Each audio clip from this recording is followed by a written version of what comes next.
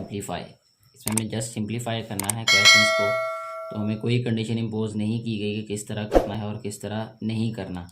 तो जो भी मेथड आपको आता है सिंप्लीफाई करने का, इनको उसी तरीके से सिंप्लीफाई कर दें। सबसे पहले हम क्या करेंगे कि ये है +4, ये माइनस है, ये प्लस है, प्लस माइनस माइनस हो जाता है, तो ये -1 बन जाएगा ये, ठीक है। क्या रहेगा +4 और -1, प्लस माइनस माइनस होगा और बड़ी वैल्यू वाला साइन आएगा यानी प्लस। 4 में से 1 माइनस करेंगे तो 3 यानी +3 आंसर आ जाएगा इस क्वेश्चन का। इसके बाद ये जो सेकंड क्वेश्चन है इसमें भी हमने यही करना है कि +8 और ये माइनस है, ये प्लस है, प्लस माइनस माइनस हो जाएगा। ये ब्रैकेट, ब्रैकेट का मतलब मल्टीप्लाई ही होता है, यानी दोनों साइन आपस में मल्टीप्लाई होंगे, तो ये आ जाएगा -5।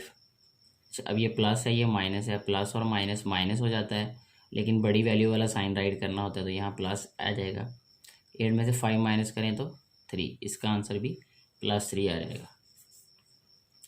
इसके बाद है जी नेक्स्ट क्वेश्चन हमारे पास +102, ये माइनस और ये भी माइनस, माइनस और माइनस प्लस हो जाता है, तो ये आ जाएगा 133 प्लस का।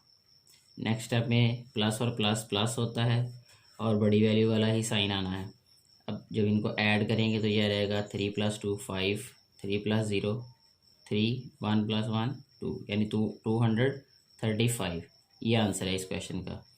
नेक्स्ट जो है वो लास्ट वाला पार्ट है, वो है -195।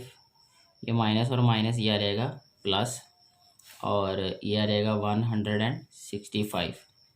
ये माइनस और ये प्लस, प्लस माइनस माइनस हो जाता है, बड़ी वैल्यू वाला साइन जो कि माइनस है,